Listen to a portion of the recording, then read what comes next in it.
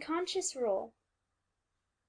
Upon a broad, smooth meadow stood the dwelling of a small farmer, whose chief support was drawn from the forest, from which, indeed, his farm had been taken, and whose house was the largest and best for some distance round.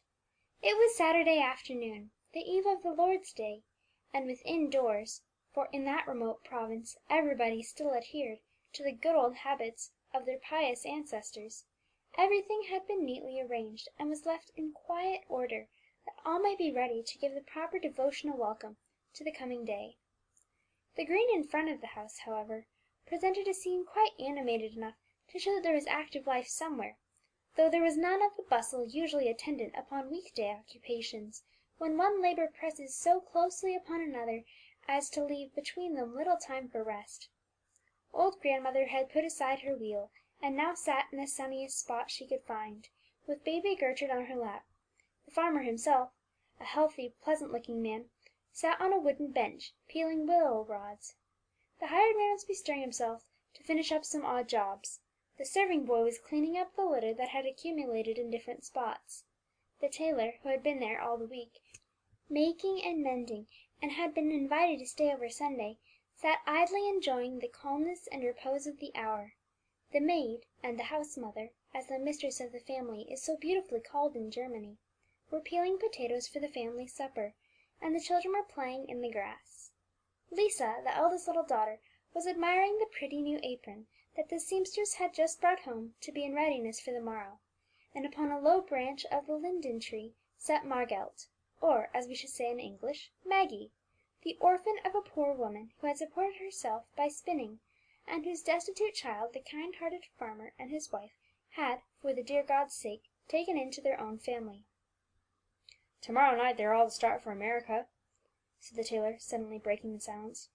"There will be a great waggonful of them, and Christopher, the son of mine host of the Eagle, is to be one." "Well," said the farmer, "I thank God that I have no need to go abroad for a living. I get on very well at home." "Yes, I believe that," said one of the maids timidly. "You say what is very true, cousin," for among the peasants the job. It was nearly dark too, so everybody was obliged to go into the house. From that day forth Maggie went altogether by the name of Madam Queen, and was many a time bantered and laughed at about her wish. She did not let that trouble her, however, but went merrily on her way, for it was not possible to hurt her feelings seriously, for a more kind, merry-hearted creature the world did not contain.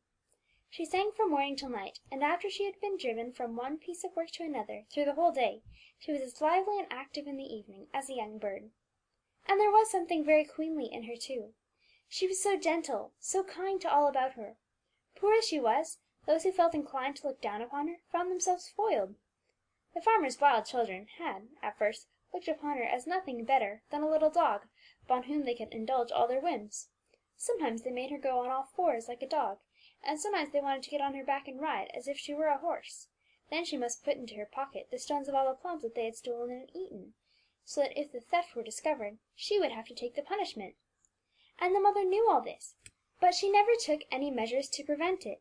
She felt kindly toward the little thing, and would not for the world have seen her suffer what she considered ill treatment; but these were only little annoyances, little things, and she contented her conscience with the thought that it would do no harm for a child, situated as she was, to learn betimes not to mind trifles. Lisa, particularly, looked upon her with great superiority, and put on airs of vast dignity towards the poor little orphan in her ragged clothes.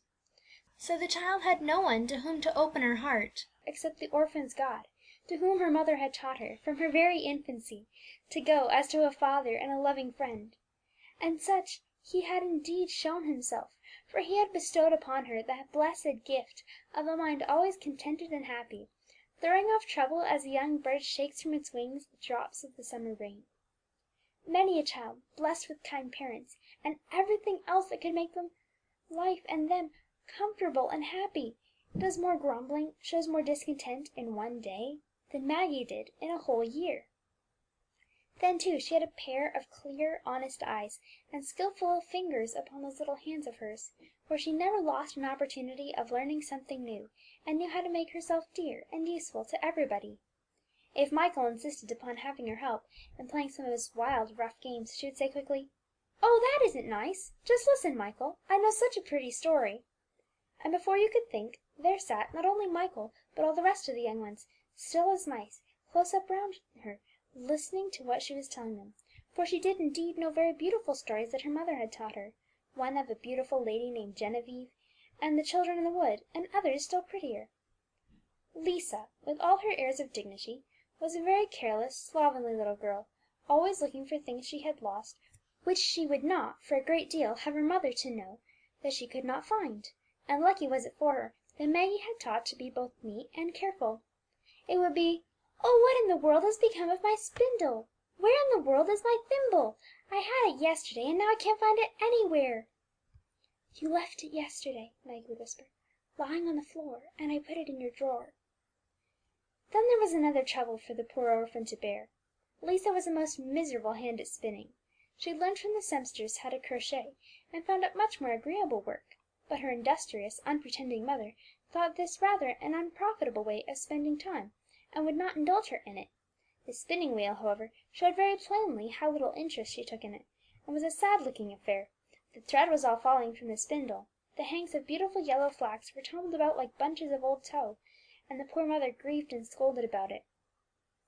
Now Maggie had been taught by her mother to do all kinds of fine spinning at a much earlier age than little girls are generally put to such work; but the mother professed not to be able to trust her with anything but the very coarsest materials, and kept her upon them. The little thing felt grieved to see all the fine flax wasted, and she pitied Lisa too for having to do what she so much disliked; so sometimes she would go to her and say, "Come, let's see if I can't help you;" and, taking care though to say it when the mother was out of the room, in a few moments the broken thread was spun together again, the flax was all smooth and in order, and the yarn twisted firmly and evenly upon the spindle. The little serving maid would declare that Maggie was a witch; the mother would praise Lisa's work, and boast how beautifully she had spun flax, though she could never trust Maggie with anything better than coarse wool or tow; and Lisa was not generous enough to tell the truth, but would take all the praise and hear poor Maggie depreciated. Her heart, though, was softened towards her, and she gradually left off her airs and unkind treatment. Thus, with her merry temper and obliging kindness, the little orphan managed to make friends of everybody. Everybody seemed glad to do her a good turn, and none remarked, herself least of all, how completely she ruled the whole house, an unconscious queen. With that rosy little mouth of hers she dared to say many a thing that would have come very ill from anybody else. Maggie, with her clear eyes, saw too many a thing that people did not wish seen; but she did not run straight to the mistress to tell of it. She seemed always to find a way of reproving and making them feel sorry for what they had done that was wrong.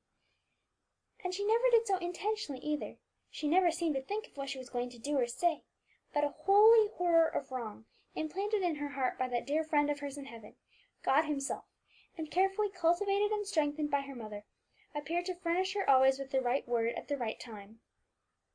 At last the farmer's wife, in an extraordinary fit of kindness, determined that little Maggie should go to school, though she did have some misgivings that it was rather extravagant to give advantages to the poor charity girl.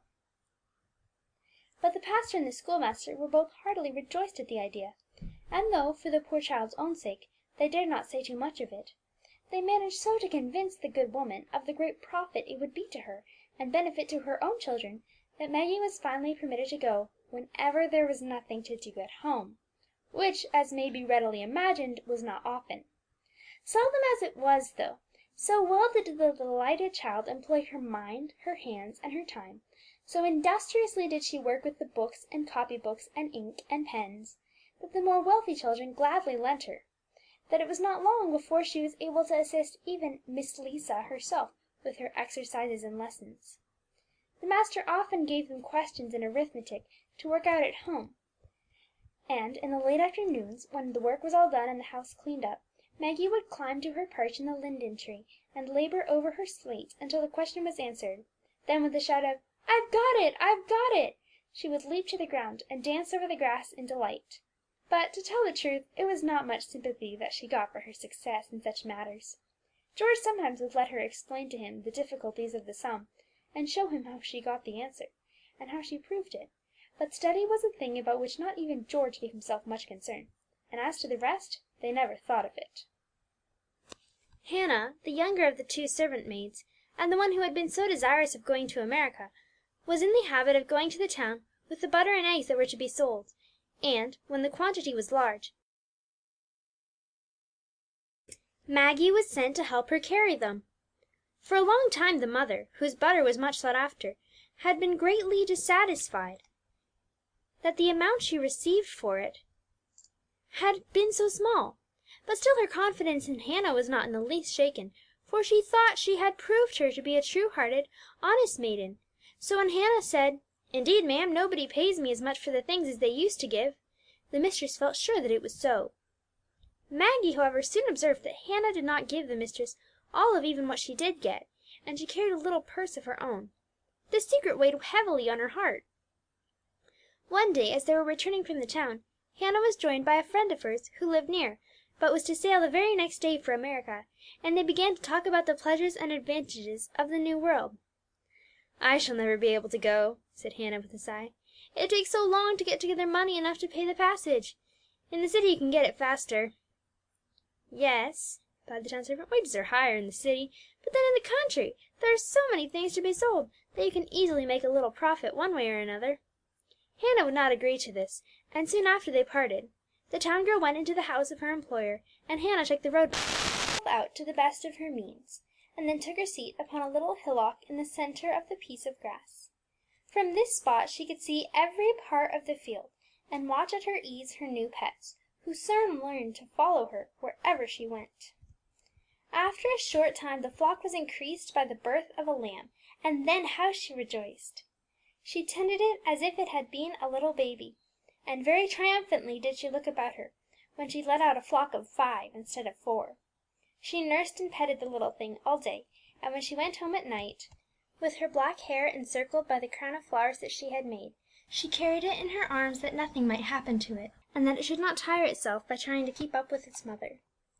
The mother sheep, however, did not seem to think this precaution necessary, or perhaps she was afraid that little Maggie was going to take away her little one, for she trotted along as close to her as she could walk, and kept looking up in her face in the most pitiful manner, and bleating and baaing, and the little lamb stuck out its head and looked down at her, and seemed to have a very great inclination to jump down and trot along too. But Maggie laughed at them both. "For shame, old sheep," she said, "with your baaing! You ought to be glad that I carry your baby for you, for you cannot do it for yourself, you are so old and so stupid. Don't you see that I am not doing either of you the least harm? And you, little lamb, do you keep still until I get you home, and then I will put you on the ground, and you may do as much jumping and running as you like." I don't know whether or not sheep can understand what is said to them, but, little by little, Maggie's sheep became reconciled to her ways, and let her do as she chose without making any objections. To the school Maggie had seldom, indeed, been able to go since she had been a shepherdess, but she never failed to learn carefully the lessons that were given to the class, and on this account she liked the lonely days in the sheep pasture much better than she did those during which she was employed in the house. Any one who was listening at a little distance would have thought that there was a church somewhere in the neighbourhood, for the first thing she did when she got to the field, and she went there very early, was to sit down upon her hillock and sing a pretty morning hymn. Then, in a loud, clear voice, she repeated all the verses she knew by heart, and it sounded just like preaching. And all this time the child's heart was as peaceful and holy as many a church, for the great God had taken up his abode in it. So calm, so contented was this little destitute orphan, so satisfied for all that her heavenly Father had given her, that often and often she could not think what in this wide world she wanted more than she had. It is very doubtful if ever a queen upon her throne was as perfectly happy as this little charity child in her lonely pasture field. The old grandmother had not been at first very kind to Maggie.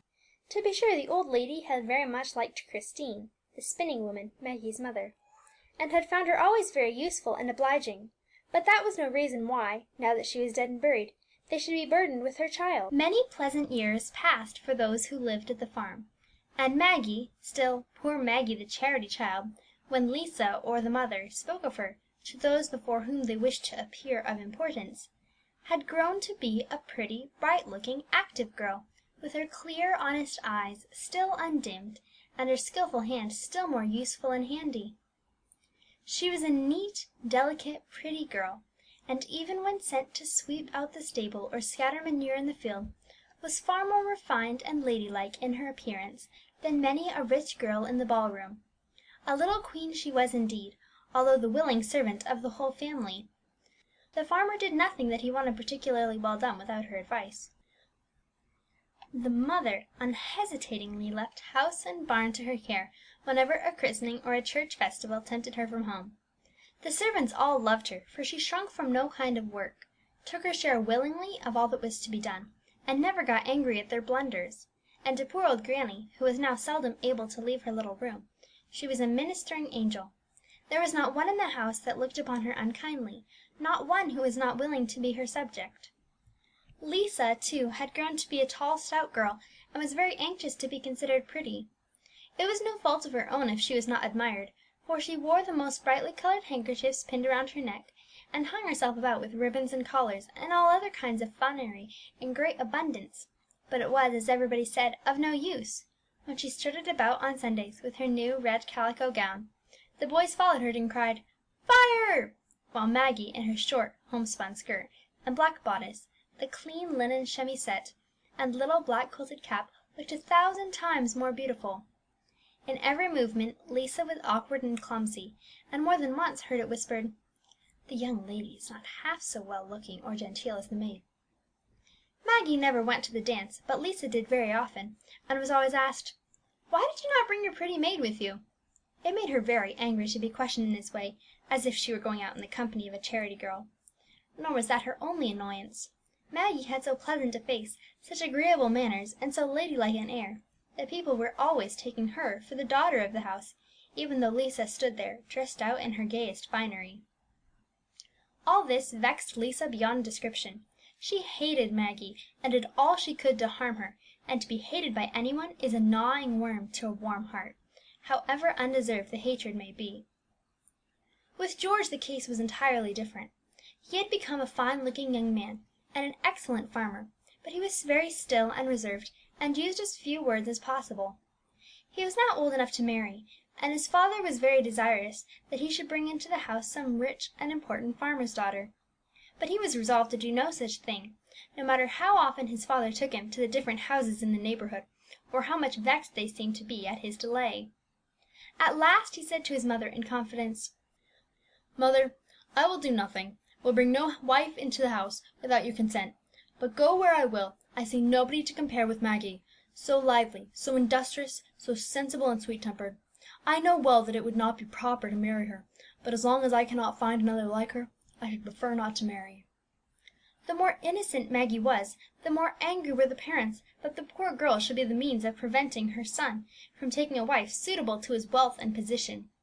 Lisa saw it all, and, stupid as she was about other things, she was cunning enough to keep her father and mother in a state of constant excitement. Indeed, she was the most interested person in the whole matter, and managed to insinuate herself into the good graces of every one, or at least tried to, even with poor old Granny, who, she was very much afraid, was going to make Maggie her heir, and whom she tried in every way to convince that there would be no peace in the house as long as that girl remained in it. Maggie soon saw how matters stood, that the feelings of all were changed towards her, and she saw too the reason. It was not her nature to live in the midst of strife as long as there was any way of escaping from it, and she began to think what way should be. One very fine Sunday, Granny sat once more in the garden, and Maggie was reading the Bible to her. It was a story of Abraham, how the Lord gave him the command, "Go out from thy country and thy people into a land which I will show unto thee." Maggie let the book fall upon her lap as she asked, "What do you think, Granny? If I should go out from my people and my country, will the Lord lead me to the place where I ought to go, room to do good, or the new home?" Town life and town service were like a new world to Maggie, and it needed some little time for her to become accustomed to them. But whoever seeks earnestly to fulfil the duties entrusted to him, and finds pleasure in so doing, will not long remain awkward. The colonel's lady soon began to boast to her friends what a neat, willing, handy, and obliging servant she had found, and the colonel himself was much delighted with the quiet, unobtrusive way in which she taught the other maids in the house, by her own example, to pay proper respect to their employers. Just as a lady takes pride in decorating her drawing room, so did Maggie in the neatness and cleanliness of her bright, pleasant looking kitchen. and the more carefully she studied, by the strictest economy, to promote the interests of her master, the more readily did her mistress consent to add, from time to time, to the kitchen furniture such articles as she thought would be desirable. But the colonel could not remain long in the little town, which was not far from the farm. He was obliged to go to the capital, taking his family, and of course the indispensable Maggie, with him, so that she was able to pay but one visit to the old home for which she still felt a strong affection. She left Granny at the point of death, and it was a comfort to her to know that the poor old woman would have gone to her rest before she was removed so far from her. But if Maggie had admired the wonders and beauties of the town, who can describe her astonishment and admiration at the wide streets and splendid buildings of the capital? And when she had seen even the outside of the king's palace, how heartily she laughed to herself at the remembrance of her dream, and of the fancies she had built upon it. The colonel's family occupied a large, well furnished house, and Maggie was at no loss to find companions in the neighbourhood. The stylish servants of the neighbourhood were kind, and tried very kindly to introduce her to what they considered as the pleasures and enjoyments of city life. "Are you going to the market?" asked one of them, one day, stopping at the garden gate, with a basket on her arm. "Yes," replied Maggie, rather annoyed, however, that her new acquaintance, in accosting her, had used the word "see" you, as if it had been one lady speaking to another, instead of the less pretending "du" thou, by which persons of their class always address each other, and are addressed by those above them. Nor is it as a mark of contempt that a mistress says to her servant, "thou" instead of "you," which she would say to her visitor; it is rather as a kind familiarity, for it is thus that dear and intimate friends always address each other, while "you" is employed only in cases of ceremony and politeness, in speaking with strangers, and with those in whom the speaker feels but little interest, or in expressing displeasure at those to whom one is accustomed, at other times, to say "thou." No wonder, then, that Maggie felt somewhat vexed at the foolish airs of her neighbours. She showed her good sense by not following the example, and the girl dropped it. "How much market money were you able to make in L?" asked the stranger, this time more modestly saying "thou" in German. "Market money? And what is that?" asked Maggie. "Oh, now, don't pretend such stupid innocence; every one knows well enough what that is," answered her companion.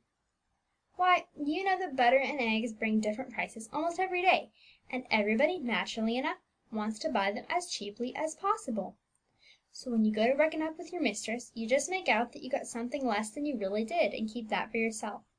And you have a right to it; you earn it by trying to get as much as you can for your things.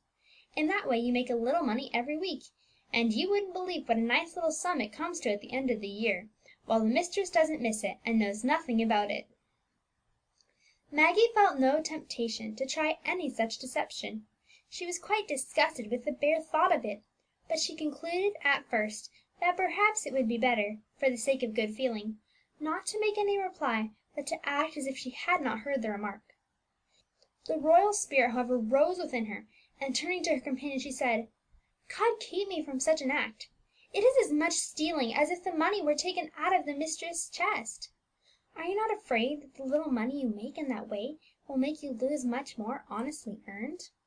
And turning her back upon her new acquaintance, she found her way to the market by herself. Another of her new friends invited her to an afternoon walk on a holiday in one of the city gardens. It is a very usual thing in Germany, where the poorer people have so very little time to enjoy themselves, for peaceable, orderly people to go and take a quiet walk in the public squares and gardens on a holiday, not to indulge in dissipation by any means, but for a sight of the fresh green grass, and a breath of the sweet pure air that the great God has bestowed upon his world. This holiday proved to be a clear, bright, sunny day in March, and Maggie, who pined for the fresh air, willingly accepted the invitation. At first she enjoyed it very much. There were many neat, cheerful looking maids there, sitting upon the benches or walking up and down the paths, laughing and chatting together. It brought to Maggie's mind the calm, quiet Sundays in the country, where everything was so peaceful and the air so sweet, and it made her feel almost homesick. Presently, however, some of the soldiers came and began to amuse themselves with the girls. They invited them to drink beer, and then they began dancing. Poor Maggie! How shocked she was to see such rude gaieties as these, and how dreadfully ashamed to find herself in such company! By and by, a noisy corporal, thinking he was doing the strange servant a great honour, began to compliment her on her good looks, and asked her to dance with him. Suddenly the gay merry music seemed to ring out Granny's hymn, "A regal heart such as become," etc., etc., and she coolly replied, "Thank you, sir, I would rather not accept the invitation." "Ah!" said the offended corporal, turning towards the rest, "the young woman seems to have made a mistake. She thought she was coming to church." "I think myself that I have made a mistake," said Maggie quietly, and she got up and walked out of the garden. But wild and rude as the party had become, not one ventured to ridicule or follow her. The colonel's wife was a most excellent woman, but her husband's position obliged her to keep up a large circle of acquaintances, which kept her almost constantly engaged with visits and land parties, as they are called in Germany, a mode of amusement resembling our picnics. This she deeply regretted, because it obliged her sometimes to neglect her husband and children. During the week the children were at school, and on leisure afternoons they either visited or received the visits of other children, as is customary in their country, or went with their parents to walk and enjoy the fresh air. But on Sunday mornings the whole house was in an uproar with their noisy play, and their quarrels over their toys. "Maria!" Alfred would exclaim, "what are you doing with those building blocks? Girls don't build! Give them to me this instant!" "Well, I will," replied Maria, "if you give me back my porcelain figures." "No," said Alfred, "I want them myself. They must stand up in the balcony of my house when I get it built." While this was going on in one part of the nursery, little Milly from another screamed out that "Gustavus had taken her pretty dolly, and was going to paint whiskers and moustaches on her face." Maria, in revenge, knocked down Alfred's half-built house, and in a few moments there was a real tumult, such as all their sport ended with, of one kind or another. For some time Maggie saw all this with pain, and knowing well that the mother could not help it, turned over in her own mind the best way of putting a stop to it. At the farm the children were no angels, but the farmer and his wife had never suffered such an uproar and confusion in the house at any time, least of all on Sundays.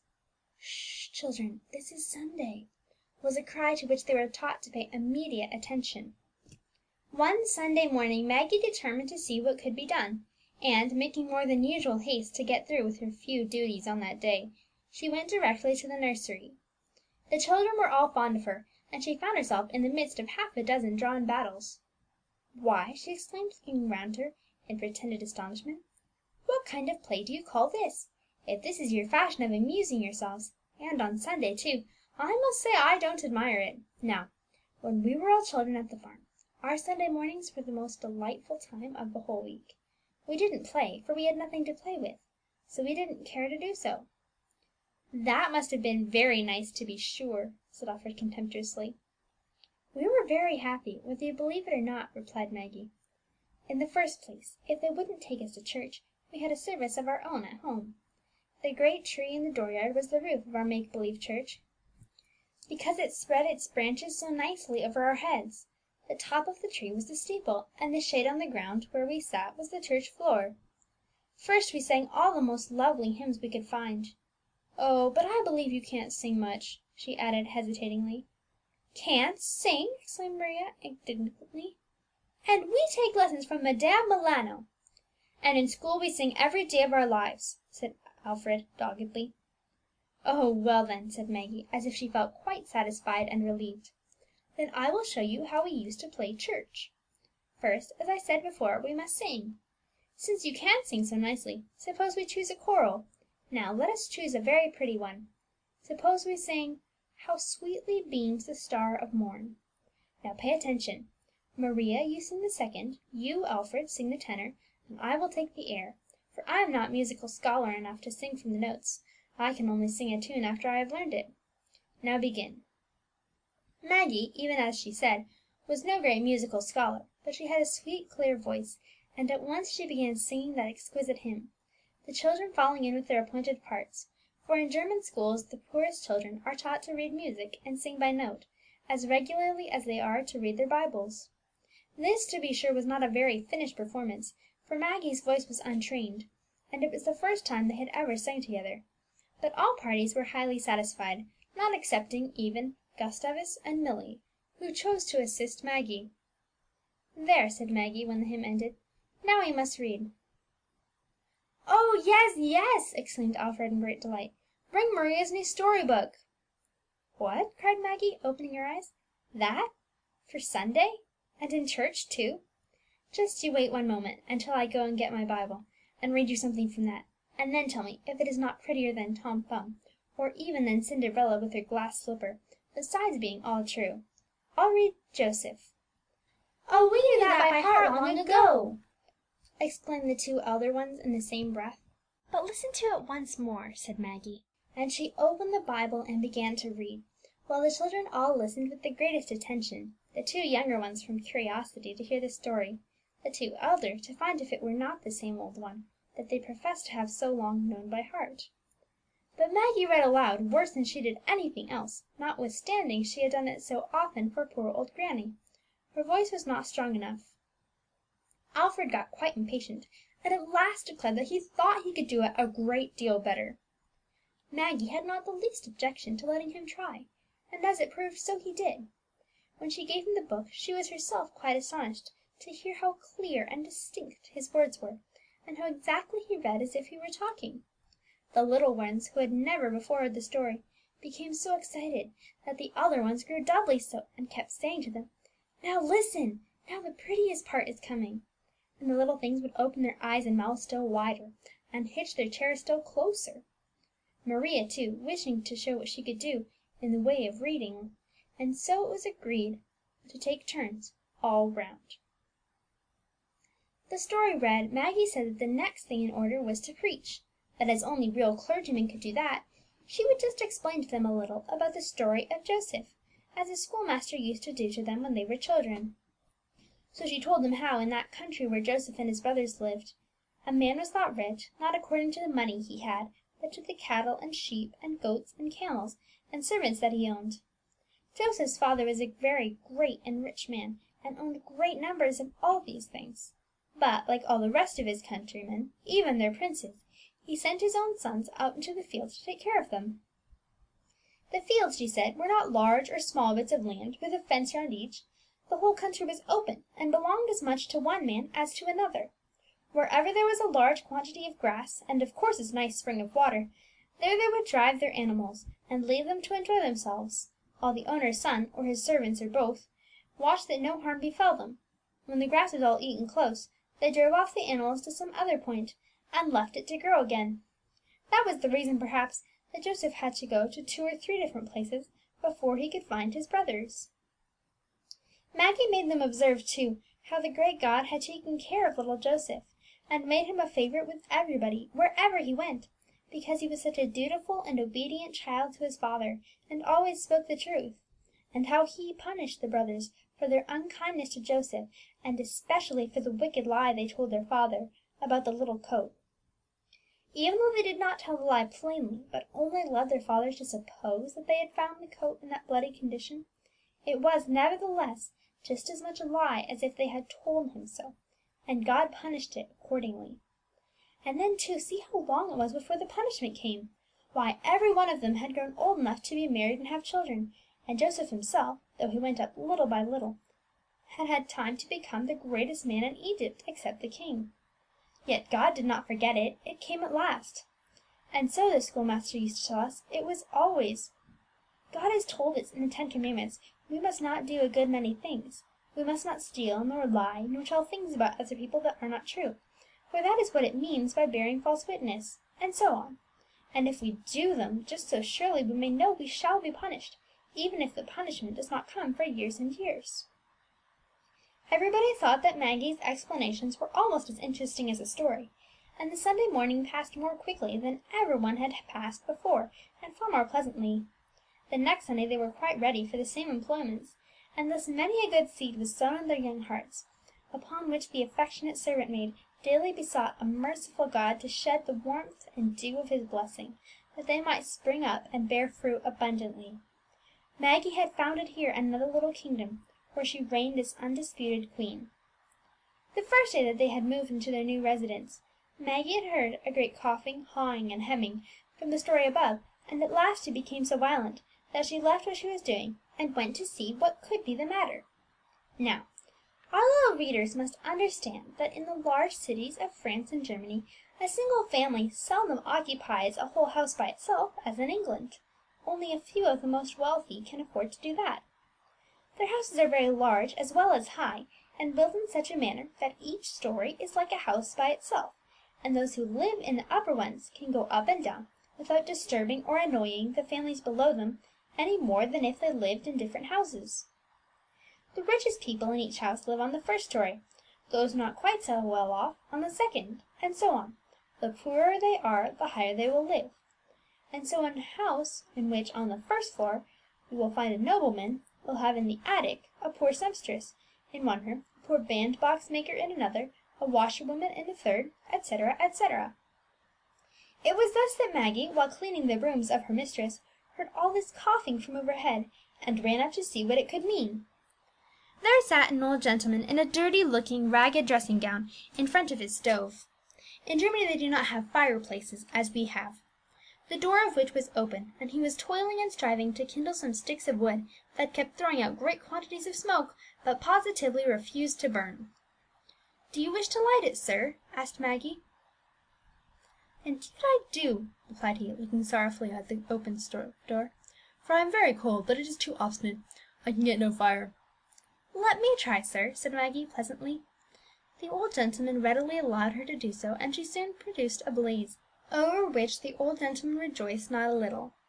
Maggie begged that she might be allowed, if her mistress would permit her, to perform that little service for him every morning, a permission the lady did not hesitate a moment to give. "Do what you will for him, Maggie," said the kind mistress. "Only bear in mind, my child, that you will receive nothing from him for your services. From what I have heard of him, he must be very poor." But recompense was not in Maggie's mind.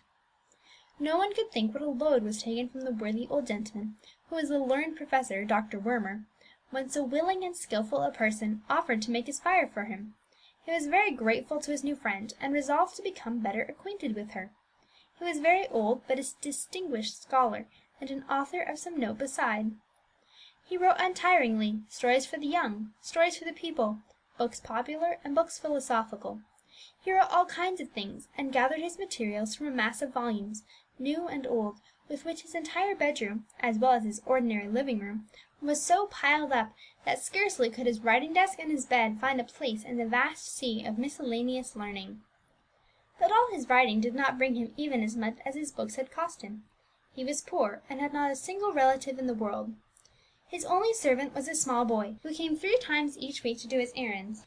His bed he made himself, his room somebody had once cleaned up for him, and the landlord was even now afraid that if somebody did not do it again, his floors would at last become like the ground itself, from the heaping up of the dirt upon them. But the former cleaning had so dreadfully disturbed the quiet, hard-working old man, that he could not bear to try it again. To the order-loving, neat Maggie, therefore, the poor landlord had communicated his fears, when she obtained permission from the old man, one afternoon, to dust and arrange his books. She sent him out to take a walk, and then, with brush, broom, and dusting cloth, set to work, for a sad-looking place it was. Sometimes, in the midst of her labours, she would have to stop short, and then she clapped her hands and laughed merrily at the sight of the heaps of dirt and the heaps of books that lay side by side. The old man clapped his hands and laughed merrily too, when he came back and saw the order in which the books had been arranged. To be sure, they were all put neatly back upon the shelves in the most regular order possible, but without the slightest regard to their contents. Size and binding seemed to have been the only points of resemblance that Maggie had consulted. Consequently, a geography was placed close beside a prayer book, or a volume of French plays leaned against a Bible.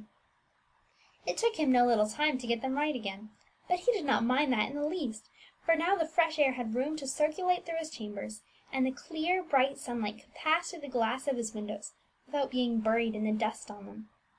Maggie had won the doctor's heart completely. He loved her as if she had been his own daughter, and since he had no other way of showing his affection, he offered to lend her as many books as she wanted, an offer that gave her much pleasure, though she had but little time for reading. It was a recompense that expressed the gratitude of the old man, and showed she had made him really happy, for though in all she had done she had never thought of a reward, she had earnestly hoped that she might be permitted to give a little happiness to the desolate, lonely old man. Maggie's simple heart, filled with an earnest wish to do as the great God had commanded her, never left an opportunity unimproved of doing an act of kindness to those who had no one else to do it for them. The words still rang in her ears that the venerable schoolmaster had said to her the day she left his care, when he laid his trembling hand upon her smooth shining hair and said, "My daughter, never forget that you are the follower of Him who while on earth went about doing good, and who commanded those who would be His to follow Him. Remember that He Himself has said, 'Whatsoever ye shall do to one of the least of these, ye do it unto me.'" And faithfully she strove to follow his counsel, nor did she ever find the promise to fail, "Ye shall in no wise lose your reward." This thought gave additional value to the old man's offer to lend her his books, and on Sunday afternoons, when she took turns with the housemaid in having a holiday, on the days when her turn came, she would go, after church, into the garden, and seating herself in the shade, enjoy the perfect repose of quiet happiness within and without. The housemaid whom she had offended that day on her way to the market, by the manner in which she had spoken of the market money, had been from that time her worst enemy. Nevertheless, Maggie's remark had somewhat disturbed her conscience, so that she never felt sins quite easy. She now began little by little to come round and try to make up with Maggie, who, not having the least ill feeling towards her, received her very kindly. Other girls of the neighbourhood, too, finding how pleasantly Maggie spent her Sundays, came in now and then to share them, if she would allow; and, though sorry for the interruption, she felt better pleased to have them there than to know they were somewhere in the public gardens.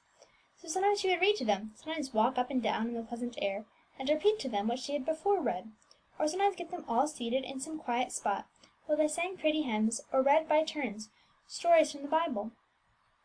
The next morning these girls found that they were always ready to begin the week's work in better health and spirits than when they went to the dance and lost their time and money without getting any return. God has promised, "Them that honour me, I will honour." End of chapter 3. Great Expectations, or The Doctor's Daydream. So much more refinement of idea and manners than was usual with girls of her position in life, that he found it difficult to believe her really the child of plain peasant people. She chattered to him as she would have done to her father, told him all she knew of her childhood, all about the farm, for which she, even yet, felt a little homesick, of the pleasant times when she took care of the sheep, and even of the queen dream, and how she had been joked and teased about it. "And what is most foolish of all, doctor," she would say, "is that to this very day I can't get it out of my head, and I don't believe I ever shall. Sometimes I determine to think of something else, but try as hard as I will, there it is, and it mixes itself up with everything else, and I can't help it." "Indeed, is that really so?" asked the doctor with great interest; for, from having passed his life more among books and the kind of world described in them than among real living men and things, he had great faith in the wonderful; and then he would add, thoughtfully, "Yes, yes, there must be something in him. There is something in you, Maggie, that is not common, even if you are not a princess by right. All this ought to be cleared up. Who were your parents, really?" Maggie told him what she had learned about them from Granny, and that was all she knew. All she said, though, seemed to but impress the wonder-loving old gentleman more and more that there was some mystery about the matter. He seemed quite sure that, as he had often read in foolish novels, she must be some great man's daughter, lost or stolen in her infancy, and entitled to a vast fortune and high rank if she could but prove her rights. So he asked her one day whether, among the things that her mother had left, there was not something that would throw light upon the matter. "No," said Maggie, "nothing but what any poor peasant woman might be supposed to leave behind her. But then she sold a great many things to relieve her poverty, all her best clothes among other things, and I wore her old gowns for a long, long time, as long as they would hang together. But, oh yes!" she exclaimed, suddenly recollecting herself, "there was one nice thing in her chest, and I've got it now. It was a beautiful pocket handkerchief, all elegantly embroidered, and a beautiful crown worked in the middle of it; and then I've a beautiful neckband too, with a golden ducat sewn to it. I used to wear it when I was a little child, because my mother said it was good for the eyes. She told me my godfather had given it to me, but who he was I never knew." "Have you it with you here?" asked the doctor, eagerly, for he was becoming more and more interested, and began to feel very sure that it was going to turn out as things did in the story books. Yes, sir, replied Maggie, but they both are down in the bottom of my chest. The first leisure hour I have I will look for them and show them to you. But just now I must go, for I have stayed too long talking here." "Just one moment more, my child," cried out the old man as he went off. But Maggie had duties waiting for her, and away she went. The worthy doctor could not drive all this out of his head. He thought of all the stories he had ever read or heard of children that had been wronged, lost, or disinherited. He thought of the story of Caspar Hauser, and everybody like him that he could bring to his mind, and the more he considered the pleasant manners, the refined air and taste, her natural delicacy of feeling, or her natural abhorrence of everything rude, common, or vulgar, the more convinced he felt that she could not be the child of a poor spinning woman. The doctor was a true and earnest Christian, but he had been, all his life long, so shut up among his books and devoted to his studies, that he had been very little among his fellow creatures, not enough to have observed them as closely as he ought. He knew that the love of God purifies the heart and drives out all that is sinful, but he did not know that the light of religion in the soul glows through the face and gives it an expression of gentle sweetness and refinement, while the daily practice of its precepts produces a refinement and polish of manners such as no court can give. He did not know that the simplest, plainest peasant woman, who, loving God and trying day by day to obey him, and do as his word commanded, if placed beside the greatest lady in the land, whose politeness was only acquired in society, would be found to be really the more polished of the two. Maggie's personal appearance was not very aristocratic. She was stout, strong, and rosy, and had none of that slenderness of form and delicacy of feature and complexion that one would expect to see in a young princess. But that, thought the good old man, is because she has had to work so hard all her life. She certainly has a pair of eyes as bright as the light. So she had, for they danced with pleasure at the sight of others' happiness, or the opportunity of contributing to it. She abhorred all things vulgar, because she had learned to love the things of God, which were refined and pure. Her manners were uncommonly ladylike, because she was accustomed to practice the precepts of the Holy Bible, which bade her to show respect to the aged and to all her betters, to do to others as she would like them to do to her, not to think of herself, but to think of the comforts and happinesses of others, and as far as lieth in her, to do good to all men. Little as the doctor generally troubled himself about the affairs of other people, he now set to work to study closely all the gazettes, and to search through all the books of heraldry, to trace out the families of all the noble and princely houses of Germany, in hopes of getting some light thrown upon the subject. Maggie, too, much as she laughed about it, and hard as she tried to get it out of her mind, could not help thinking, day and night, of the doctor's conjectures, and had hardly patience enough to wait for Sunday, that she might have an hour's quiet talk with him. But even for that she never deserted her church, though in the depths of heart she was grieved that she could not prevent her thoughts from wandering away from what she was doing. It was not until the next Sunday afternoon that she had the opportunity of showing him the handkerchief and neckband, and the old gentleman put on his best spectacles to examine them. The handkerchief was somewhat yellow from long keeping, but it was of the finest linen cambric, and in the centre, worked with a needle, the coronet of a count, below which were the initials M.V.H. "There now!" cried the delighted old man. "How came such a thing as that into the possession of a poor spinning woman, I should like to know?" "But she was at the service, you know," said Maggie timidly, "and might have received it as a present from her mistress." "Nonsense!" exclaimed the doctor with scornful incredulity. "Do people present such things as that to their servants' maid, unless they want to see them taken up for stealing? And steal it! That your mother never did in this world!" "No, sir, indeed she never did!" exclaimed Maggie, quickly and eagerly. "Now let us look at number 2," said the doctor. And he held up the velvet neckband, trimmed with beads of amber, and from the middle was suspended a golden ducat, evidently a christening gift. Upon one side of this medal was represented a castle, upon the other, richly engraven, a coat of arms, with a few words that Maggie had never been able to make out. The doctor, however, by dint of hard study, aided by his spectacles, at last discovered all about it, and, starting up with a cry of joy, exclaimed, "Yes, yes, that's it! Marguerite, Countess von Hohenstein, 1815. Yes, this is the coat of arms of the family von Hohenstein, one of the oldest and proudest in the empire. And these two are the initials under the coronet on the handkerchief, M.V.H. The band was, of course, as with every other child, put round your neck when you were baptized, as a sort of label in case you should ever be lost. This shows the propriety of that German custom of ours. Yes, yes, it's as plain as day now. You are the child of the Countess von Hohenstein. Marguerite, that is Margaret, and so those country folks got it down to Maggie." "But why should they—" Maggie stopped short, for everything seemed to swim round her. "Send you away, or give you away, you mean, don't you?" said the doctor, finishing the question for her. "Oh, there may have been 100 reasons for that. Disputes about the property, rival claims, domestic quarrels. Oh, 100 reasons.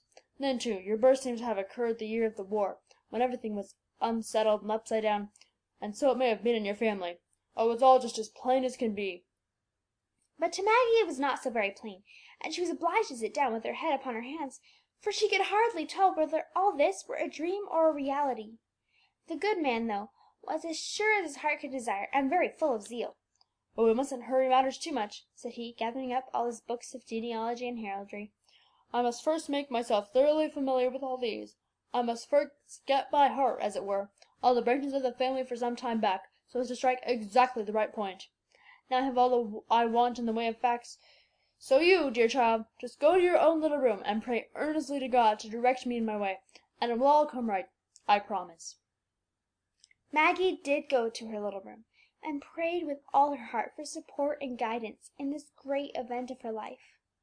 Then she went down to her duties, but her head was so the picnic set out, and Maggie proceeded to dress herself. No small business, this time at least. She had already washed herself so clean that one would have supposed she meant it to last for a year. She had brushed and braided her hair until not one stray hair could be discovered, and the smooth bands that were passed behind her ears looked like folds of satin. But just as she came to the last ornament, it struck her for the first time that she ought to keep close to her country dress. It was very silly in her to attempt to dress like a town lady; that might seem like a mean imitation, while the other was neat and simple, and so she dressed herself as usual. She could not have looked prettier than she did when she walked into the old man's room, in the clean, dark Sunday gown, with the little cap and its band upon her glossy hair, the long rich braids of which hung down her back, the neckband fastened round her throat, and her fresh, rosy, innocent face lighted up with those great, clear brown eyes. Even the old doctor, fastidious as his anxiety had made him, looked at her with perfect satisfaction, and felt in his heart that even a countess might feel proud of her. They set out, Maggie's heart constantly breathing the unuttered prayer, "O Lord, do thou lead and guide me," and at last reached the fine hotel in which the countess lived. Maggie's heart beat fast as she stood in the ante room, waiting for admission; but at last the door opened, and they were told to enter, for the lady was within. "Here, your highness, is the girl of whom I spoke," said the stately doctor, leading in the trembling Maggie. "I have the honour to present her with my most humble respects," and he hurried off as fast as he could, though the countess called to him to stay. He thought an interview of this kind should take place without witnesses. The countess, a stately dame some 50 years old, robed in a dress of rich blue satin, sat in an easy chair, and greeted the girl with a kind welcome. Maggie trembled from excitement in every limb, and the good countess, pitying her agitation, said gently, "Sit down, my child, sit down, and tell me if these things are really yours." "Really and truly, lady," replied Maggie solemnly. "And were they given you by your mother? What was her name?" asked the lady. "Christine Hilarion von Velberg," replied Maggie. "Did you ever know her? Where did she die?" asked the lady. "I can hardly remember much about her now," said Maggie. "She lived at service somewhere far off, and soon after her return she became blind, and lost her health entirely. She used to spin for the farmer and his wife at the Tannenhof, the pine tree farm, and after her death they took me." "Did she never tell you anything of her master and mistress?" "No, not to me. Granny at the Tannenhof said that she had once said her master and mistress had not treated her well, but that was all." "No wonder she thought so," said the countess, her eyes filling with tears. "Dear child, I was that mistress. You were the child of most worthy parents, and the blessing of their fidelity shall rest on you." Maggie looked at the lady with a feeling of great relief though matters had turned out so differently from what she had expected. "Now listen to me," said the lady, "and I will tell you all about it; but it is a long story. My husband was in the army and absent a good deal. I was living here when your mother came into my service, and her faithfulness and devotion soon attached me to her strongly. The death of a brother made my husband heir to some property in Bavaria, and he got leave of absence and went to visit it. He took as his attendant a worthy soldier named Hilarion, a man who had long served him faithfully, and I took your mother to wait on me. Hilarion proved as useful on the estate as he had been in the camp or field, and affection sprung up between him and your mother, but the projected marriage was long delayed from their unwillingness to leave us. But they were both getting towards middle age, and at our persuasions the wedding at last took place.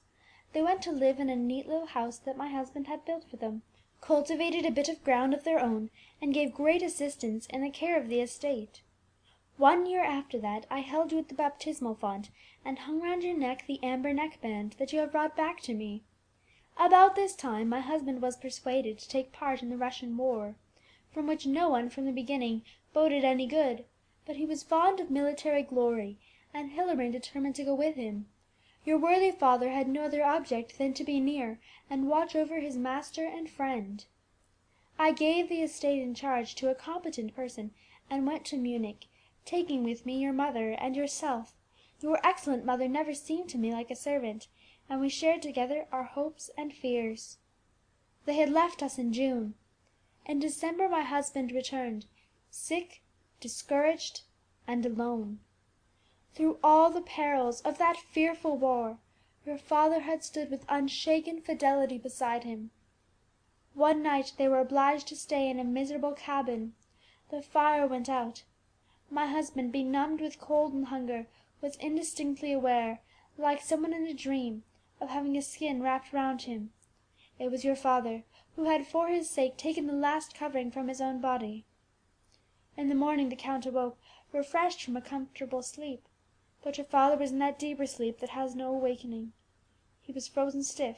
He had given up his very life for his master. Faithfully then we promised his sorrowing wife never to desert her or her child, but to repay to them, as far as God should give us the ability, the generous fidelity of the husband and father. One trouble seldom comes alone. We were on the point of setting out for Italy, whither my husband was going for the recovery of his broken health, when my 2 little daughters were taken ill with smallpox. I immediately gave permission to such of our servants as were afraid of the disease to leave the house, and all availed themselves of it, but your mother, who insisted on remaining. My time was so entirely taken up in the care of my husband that I was obliged to leave the children entirely to her, and she never left them, though still overwhelmed with grief for the death of your father. You, who were then a delicate child, were confided to the care of a worthy woman, and thus preserved from the infection. My little Emily died in her arms. The handkerchief with which she had wiped the death sweat from her face she kept as a remembrance of her. Clara, my youngest, thanks to her care and God's blessing upon it, recovered, and then preparations were made as rapidly as possible for the journey to Italy. The very evening before we were to start, your mother sickened. We were to leave at daybreak the next day, and the necessary passports and so on, rendered necessary by the unsettled state of the country, having all been made out and forwarded, the state of affairs altogether made it impossible to delay. Our housekeeper, who was the only one of our attendants to remain behind, was a woman in whom I had always had the most unbounded confidence, and to her care I gave my poor Christine, with the strictest injunctions to give her the same care and attention that she would have given me, and with the same disregard of expense. Above all, if she grew at any time dangerously ill, we were to be immediately informed of it, and if on the other hand she recovered, we were to be notified as soon as she was in a condition to come to us. For a long time I heard nothing from her, and my husband was so ill that I scarcely dared leave his bedside, so I could not make any very strict inquiries. The first leisure I had I wrote to the housekeeper, and received in reply the information that your mother had died of the smallpox, and that her child had soon followed her, from pure weakness and debility. My blind confidence in this woman had prevented me from knowing that covetousness and envy had made her, long before, your dear mother's most deadly enemy, for she looked upon Christine as one who had usurped the position she herself was entitled to hold in our family. Ignorant of this, however, I received her statement without a doubt, and every tie that bound me to Dresden being thus dissolved, for I had lived in too close seclusion to have made many friendships, I did not care to return, and so never had an opportunity of learning the truth of the case. For 4 years we went from one place to another, through Italy and Switzerland, for my husband's health was then entirely restored. Our hotel in Dresden was of course shut up, and the housekeeper dismissed, but before removing the furniture, I resolved to pay it one more visit, to see the grave of my Christine and learn something more of her last days. With great distress I there heard that the housekeeper, fearing herself the infection, had had her sent to the hospital, and by the assistance of the physician who attended her, had made her believe that it was by my husband's orders.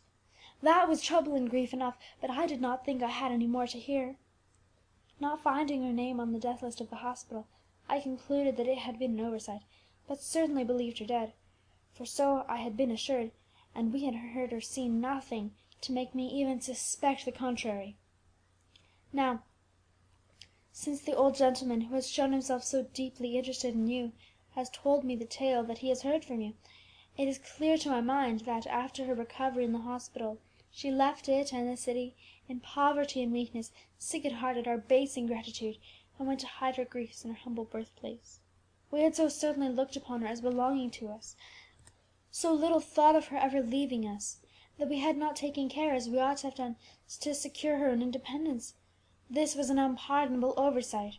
If she had but asked us for the least thing, even a spot whereupon to stand her humble dwelling!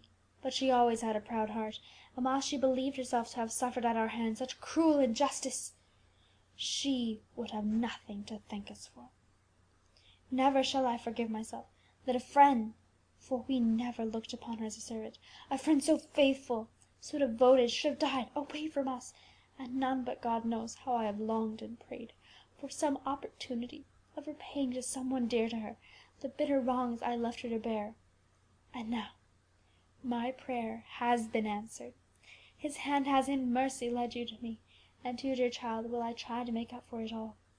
I am besides your godmother, and as my own. The countess kept her promise, and the next day, after a long conversation with Colonel Oberstein and his wife, carried Maggie off to her house, where, though she herself took the position of a servant, she was treated in every respect as a daughter.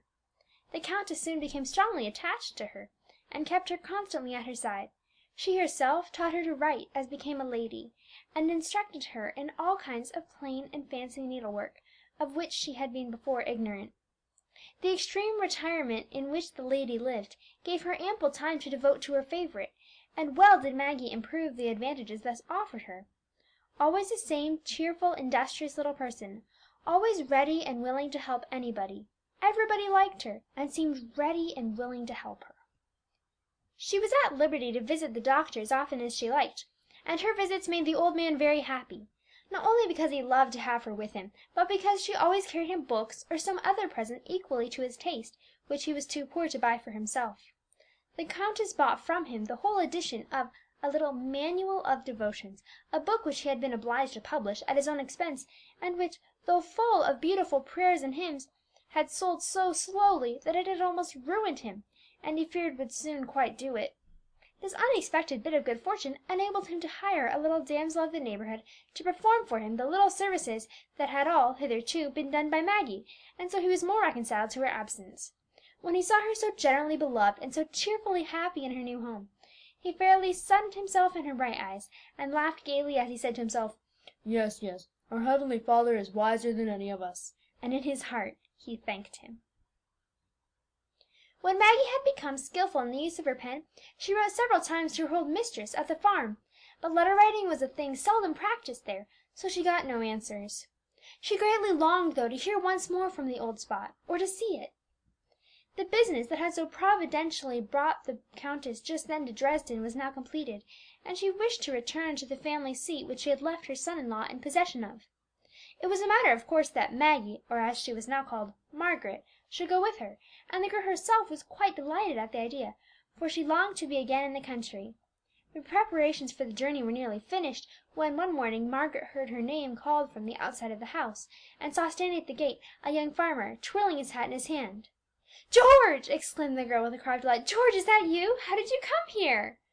George was so delighted at seeing her again, and at being so warmly greeted by her, that he at first forgot his errand.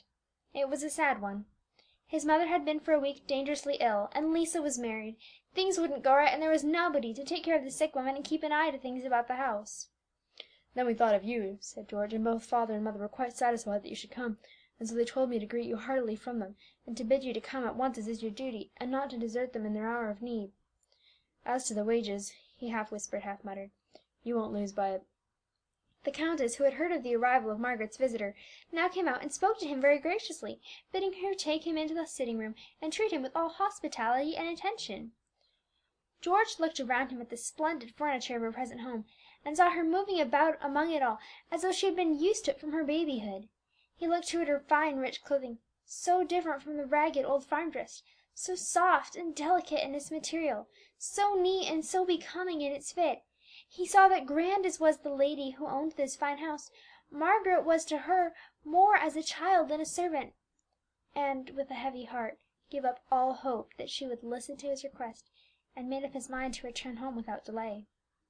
But he knew very little of that kind heart. He knew very little of the high and holy principle by which the orphan girl was guided, that if she felt she ought to obey the precept, "Do good to those who hate you, and pray for those who despitefully use you and persecute you," still more would she feel it to be a duty to do good to those who, in her hour of utmost need, had given her a home. She went herself to the countess, and told her the business upon which her old friend had come, adding, "His parents took me when I was a poor orphan, and must else have died of want and misery. It is only natural that I should do what I can for them now that they are sick and in trouble. So, if you will permit it, my honoured mistress, I would like to go back with George." "Go, dear child, by all means," said the countess kindly, though it made her sad to think of parting with her even for a little while. "Go, as you say, it is your duty to assist those who did so much for you, but do not stay longer than is absolutely necessary." Many arrangements, however, had to be settled between them before Margaret could go, and the lady determined to postpone her own proposed journey until she could hear from her exactly how long her stay at the farm would be. This settled, Margaret hastily packed a few needed articles in a valise, took leave of the good old doctor and her former mistress, and seated herself in the little cart beside George, who could not find words to express his admiration and gratitude. Poor Margaret, once more the Maggie of old times, could not help weeping for joy as she saw again the familiar objects of her childhood, the well-known fields, the unforgotten house, and the wide green before it, on which stood the lindens, the two dear old lindens. But when she went in and met her old mistress, who presided over all this, when she saw the once strong, active, and healthy woman now lying pale and helpless upon her bed, she sobbed aloud with pity. Everybody was delighted to see Maggie again. "Now heaven be thanked that you are with us again," sobbed the sick woman. "The blessing of the orphan's God left us when you did, Maggie, for we drove you by our unkindness from our door. Nothing has gone right since." "Well, it'll all be right now," cried Stephen, as he entered the room. "Now, old wife, lie still on your bed. Things will go right now, and you can afford to be sick." Maggie was delighted to find that, though she had indeed a great deal to do, health and strength were given her for the purpose. So she set about it right earnestly, and went on with cheerful and undaunted courage. As to homesickness for the city and her pleasant home with the countess, she had no time to indulge in it. She rose early and went to bed late, toiled unceasingly about the house all day, and watched by the bedside of the sick woman nearly all night. The whole place under her care assumed a more tidy and cheerful aspect, and whether busy indoors or without, whenever a stir from the invalid showed that she was awake, her careful nurse was in a moment at her side, with some nourishing dainty or some cooling drink which, amid all her toils, she had found an opportunity to make. Then, when she had given it, she shook up the heated pillow, smoothed the tumbled bed, and left her again to her repose. Everybody seemed the happier for her coming, down to the very housemaids; for many a time, when they were toiling under more than their usual task, Maggie came to their aid, and did no small part of the work herself. And besides, now that she had the management, they had more and very much nicer food at their meals. "What a way she has!" the stout farmer Stephen often said to himself, when he had been watching how quietly she glided from spot to spot, and accomplished all this. "I never could have believed that she would turn out such a neat, handy little thing." George was greatly distressed that she had too much to do. He watched her constantly, and whenever he found himself alone with her, would ask anxiously, "Are you not tired, Maggie? Pray go sleep a bit and rest. You'll be ill, surely."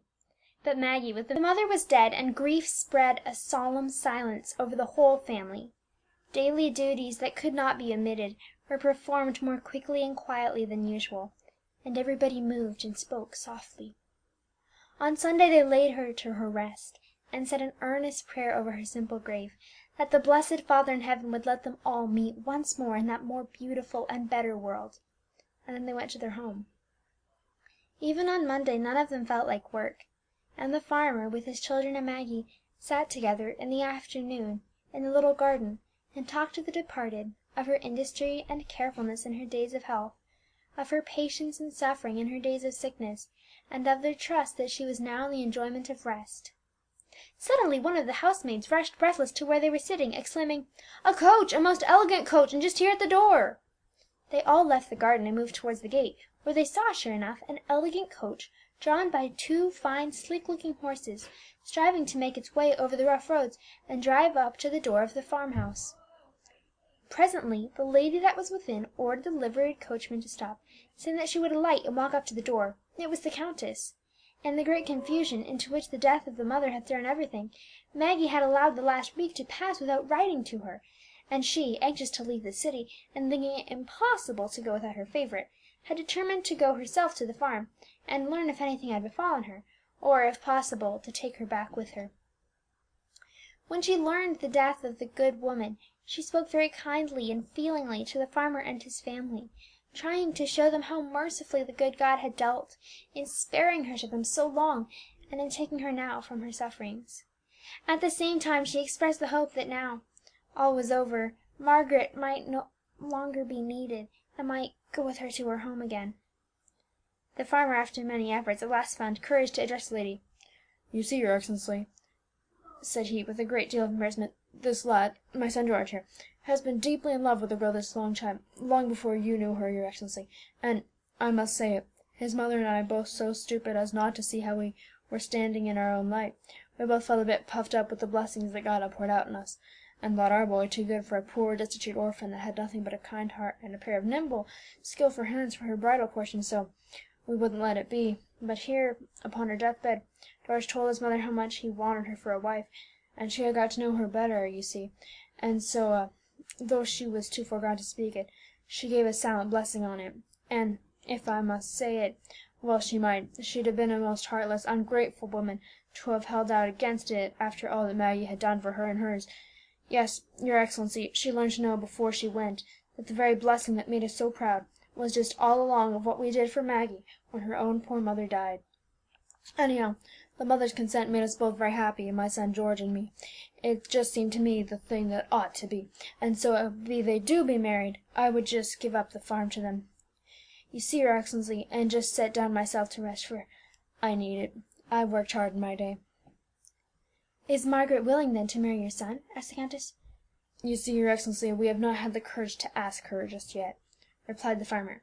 "Oh, well then," said the lady with a smile, "I shall have to do it for you, I see. Tell me freely, my dear child, whether you will stay here or return with me. You know that I love you as tenderly as though I were really your mother, and I promise you, if you do stay with me, not only to take care of you while I live, but to make an ample provision for you in case anything should happen to me." George said not a word, for he remembered all the splendour of the countess's home. He looked sadly at Margaret and said nothing, but she did not keep him long in suspense. "Dear lady," said she with moistened eyes, "God will surely bless you for all the kindness you have shown me. I love you as dearly as I could love the best mother, but do not take it amiss if I stay with George.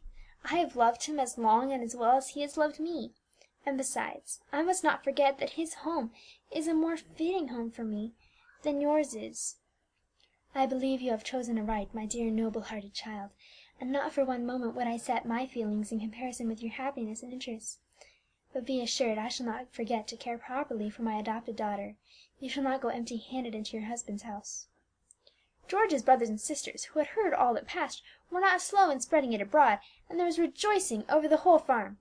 George himself was so extravagantly happy that he was on the point of expressing it in his usual boisterous way by leaping up and shouting "Hurrah!" when he recollected just in time to save his good name, that he was in deep mourning, and that there was sorrow as well as gladness in the house.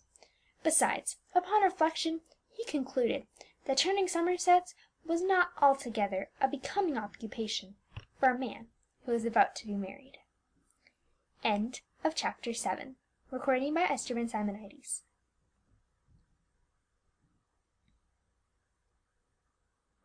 Many years have passed since the little maiden of our first acquaintance drove her flock of sheep into the farmyard. The farmer's house stands there still, and every chair and stool occupy the same place within it that they did in the days of poor old Granny. Maggie, too, is there, but no longer as the orphan dependent upon charity for a home. She is now the mistress of the farm, the house mother. Gertrude has grown to be a great girl, and hangs with affection about her sister-in-law. One of George's brothers is in America, the other still works upon the farm, and will pass the rest of his life there. The old farmer, Father Stephen of the Tannenhof, as he is called among the neighbours, is still well and tolerably strong for a man of his age. Indeed, he says that he ought to live twice as long as other people to enjoy seeing the industry and good management of his daughter-in-law, and the honour in which she is everywhere held. He still works a little with the others, but not much. But his great enjoyment is to go, in the warm sunny afternoon, to walk over the broad fields, and see what rich blessings the Father in heaven sends, even in the times men call the worst, upon those who strive to serve and obey him. None could persuade Stephen that he would thus have prospered in his fields and his home, had he turned the poor spinning woman's orphan from his door, and left her to be cared for by strangers. None will ever make him doubt the truth of God's promise. He who giveth to one of these little ones a cup of cold water shall by no means lose his reward. He thinks that he has been repaid richly, principal and interest, for every penny little Maggie ever cost him. And so he has, in more ways than one. The rich wedding gift of the countess, added to the care and industry of the master, has made the farm indeed a noble one, and much has the young mother done for that master. Guided by her gentle precepts and example, he rules in joy and friendship all who surround him in the house and in the fields, and above all, in godly fear, he seeks to do not only what seems best for the worldly interests of his family, but what is right in the sight of God, and will bring down his blessing upon his toil. And amid all the prosperity that is thus bestowed upon her, amid all the abundance with which she is surrounded, Maggie has never forgotten that once she lived in this very house, a poor, destitute orphan, thrown by God's providence upon the charity of those whose place she now fills. The orphan never goes unrelieved from her door, and when the harvest is gathered in, bountifully is the table spread at the Tannenhof, not only for the reapers who have gathered it, but for the poor gleaners too, live they far or near. Nor is that all, for what is left from the meal never comes again upon her table. They glean the fragments thereto, and carry them home in their baskets, and not for all the joys and blessings that have been showered upon her does grateful Maggie ever give such earnest, heartfelt thanks to her Father on high, as for what she has the power to bestow upon the poor and friendless. That she once lived at service in the city with great people, least of all that she was, yes, and still is, the dear adopted child of a countess, none would ever find out from her style of dress, any more than they would from her behaviour or manners, though some might fancy that they could see its influence in the neatness and cleanliness with which she dresses her children and keeps her house, or in the winning softness of her voice and manners. When Maggie had been nearly 10 years, and had become sole mistress of the farm, with her husband's consent she had the large upper room in which poor Granny had died nicely cleaned and fitted up like a town lodging, and then George went himself to see for and bring the poor old doctor to take possession of it, that he might end his days with them, free from care. But alas, he was too late. The doctor was dead. They had found him one morning lifeless in his bed. But he had not forgotten Maggie, and in his will had left her a fine and well-selected portion of his books. To herself it was almost a valueless gift, for she had little leisure and still less inclination for reading. But for her children it proved, in after years, a valuable inheritance. Though the old man never occupied the room so nicely prepared, Maggie soon after had the delight of receiving a visit from the countess, accompanied by 2 of her young granddaughters, who all came to pass a week with her. Indeed, they would have stayed longer, but the little ladies ate so much bread and fresh butter, and drank so much rich sweet cream, that they both became ill. Before the countess left, however, she made arrangements for erecting a neat gravestone to the memory of "poor Christine, the spinning woman," as she was called throughout the neighbourhood, but to her, the faithful servant and valued friend. It is again a beautiful Sunday evening, and the family, as at the beginning of our story, are enjoying their pleasant evening rest upon the lawn. George and Maggie stooping a little, the old grandfather in his great leathern chair that has been placed in the sun, and two rosy-cheeked boys and a strong healthy girl are wandering about, as George and his brother and sister are used to do formerly. But instead of the orphan Maggie, there sat our eldest son, reading from the Bible the story of Joseph and his brethren. So clear were his tones and so earnest his manner, that the old grandfather declared he must be a clergyman. In Joseph's dream Maggie saw the counterpart of her own, and nodding and laughing to her husband, said, "Didn't my dream come out too? I was to be a queen, you know." George looked round at his bright, healthy children, and abroad upon his broad, rich fields. He thought too of the peace in his home, and then looked at his faithful wife. And when he had done all this, he felt very much like making some kind of a speech. But all his life long he had never been a speech maker, yet his heart was so full that he must say something. So he took the Bible from the boy's hand, and only observed, "Give it to me, and I will read something too." It did not take him long to find what he sought, for he was well read in the Holy Book, and soon he began to read. "Who can find a virtuous woman? For her price is far above rubies. The heart of her husband does safely trust in her, so that he shall have no need of spoil. She will do him good and not evil all the days of her life. Her children rise up and call her blessed, her husband also, and he praiseth her. Many daughters have done virtuously, but thou excellest them all. Favour is deceitful, and beauty is vain. But a woman that feareth the Lord, she shall be praised." The tears rose to Maggie's eyes, and she bent her head forward like a queen upon whose brow they were about to place a crown.